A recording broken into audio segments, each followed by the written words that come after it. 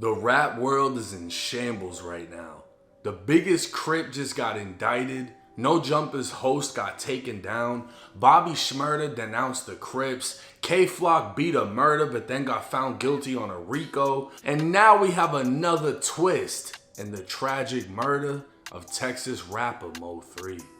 What's up, everybody? It's 1090J. I'm rocking with y'all and y'all rocking with me. And for this video, we're going to be speaking on Texas rapper Yella Beezy being arrested 4 years after the murder of Mo3 and allegedly paying a hitman to do the job. Back in November of 2020, 28-year-old Melvin Noble, who was more commonly known as the Dallas rapper Mo3, was tracked in a vehicle, followed onto an interstate, and literally caught in traffic. Mo3 was unable to maneuver his car any further, was aware he was being followed, and would get out and run in a last attempt to save his life as his killer chased after him with a rifle, firing a round into the back of his head. A Dallas rapper was murdered outside of his car on I-35 near the Dallas Zoo. It is a stark example of the city's struggle to control violent crime. Police say the victim, a hip-hop musician named Mo3, was approached by the killer on I-35. Both men stopped their vehicles. The victim got out, took off, started running, but was shot several times on the highway. A bystander inside another vehicle was also hit. Police say that person did not suffer life-threatening injuries. Police are still looking for the shooter. The suspect, who was armed with a firearm, began firing several rounds at the victim, striking him. In doing so, the suspect also struck an innocent bystander who was sitting in his vehicle. Now, as we've all come to learn, usually the loudest mouth is the one who has nothing to do with it. Immediately following Mo3's death, rival rapper Trap Boy Freddy would post to Instagram. Man, whoever got the motherfucking freeway blocked out need to get y'all shit together, dog. God damn. Nick can't even get on the fucking freeway. Man, Lord got the freeway blocked off all the way on Poke, dog. The fuck they got going? Y'all be covered in. Just f***ing around. Finna pop some bottles, bitch. It's bottle popping time. This would lead to obvious rumors that Freddy played a role in Mo3's death. But just like in the case of Julio Fulio, Young and Ace went to immediately celebrating and dropping music videos while dissing Fulio, when in all actuality, he had nothing to do with his murder. Dallas police would share photos of the shooter captured by highway surveillance, later identifying and arresting 22-year-old Keywan White. Months later, 28-year-old Devin Brown would also be arrested. According to his arrest report, Devin was mad Mo3 had a relationship with a female who later turned witness. Another witness would come forward stating Devin asked for Mo3's location multiple times before the murder. Police would find multiple calls between Devin and Keywan, as it's believed Devin was feeding Keywan information on Mo3's location so Keywan could take him out. As of March 18, 2025, a grand jury in Dallas would find probable cause that 33-year-old Marquise Conway, aka Yella Beezy, caused the death of Mo3 by employing Keywan White to murder him for money. Immediately after the news broke, Mo3's mother would post to Facebook saying, "Justice for my baby." Dallas police now say Yella Beezy hired a hitman to kill his one-time friend turned rival, Mo3. Cole Sullivan is live at the county jail. These are well-known rappers in the Dallas hip-hop scene. Chris, Yella Beezy's top single, It Put It On Me, it peaked at 56 on the Billboard Hot 100. Now, he's in the Dallas County Justice Complex behind me on a capital murder charge, accused of hiring a hitman to kill a fellow rapper. This all happened back in 2020. And just before noon on the middle of Interstate 35, just south of the Dallas Zoo, Dallas police arrested a 22-year-old and charged him with murder. Initially, that 22-year-old's in federal prison, convicted of gun charges, but now, 5 years later, they say he was the trigger man. Police say Yella Beezy, whose hot song That's On, top song That's On Me, hired that 22-year-old and promised him cash for killing Mo3. A grand jury handed up an indictment this week and booked Marquise Conway tonight. The killing of Melvin Noble, known as Mo3, led to an outpouring of grief from his fans. Dozens held a memorial outside Dallas City Hall that week. He once was friends with the man now accused of hiring someone to murder him. The killing has long been suspected to be the result of a rap feud. With two people having been arrested years ago, nobody expected to see Yella Beezy making headlines for murder.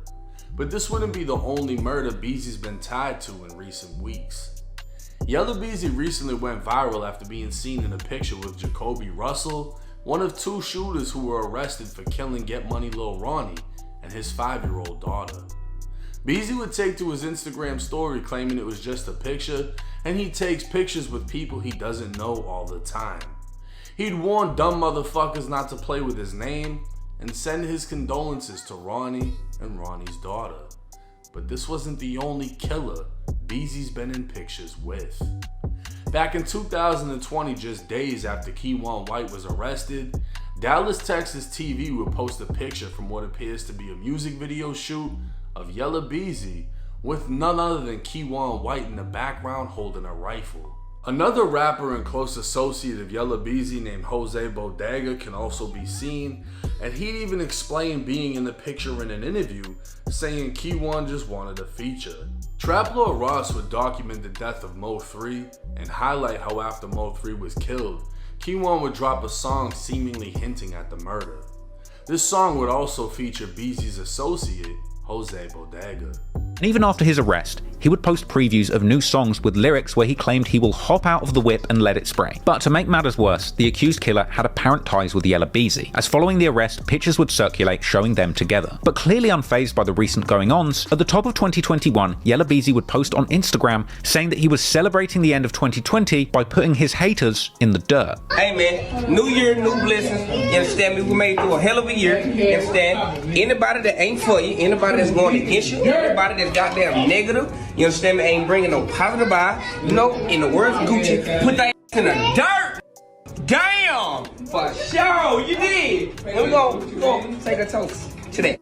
Clearly Keywan has a couple loose screws, and let's not forget Keywan was apparently on bond for shooting at his then transgender girlfriend at the time he was paid to hunt and kill Mo3.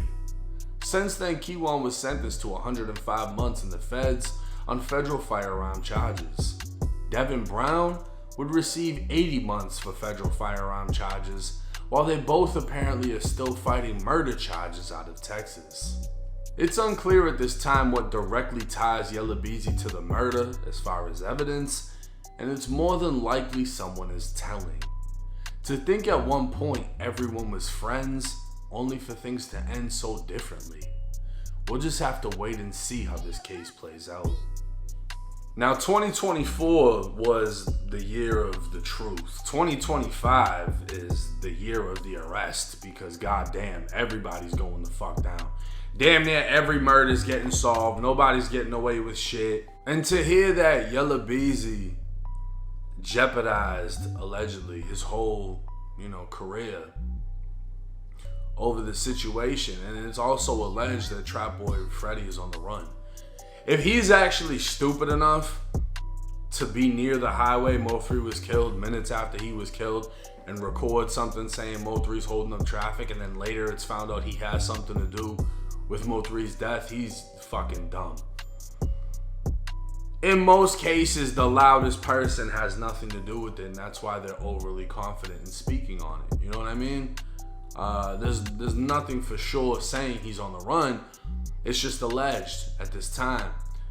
But Beezy, he's booked on the murder for paying for the murder.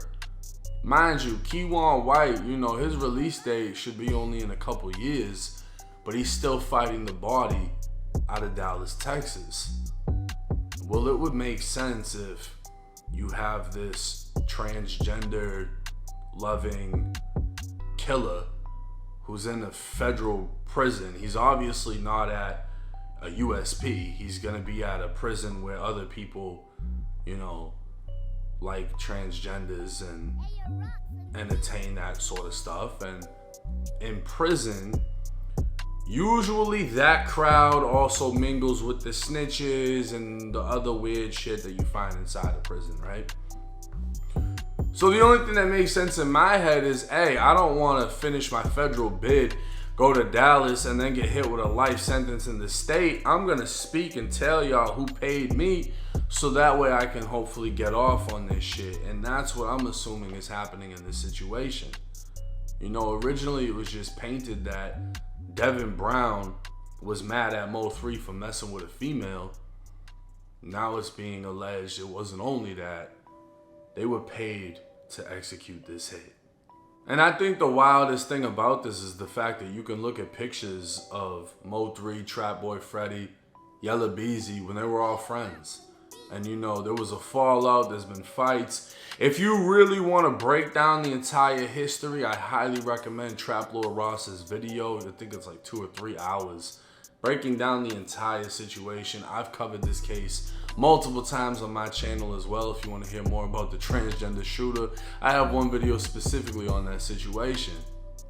But to think that they were all friends and now things are ending like this, one of them is gone, one of them may be put away, and one of them may be on the run.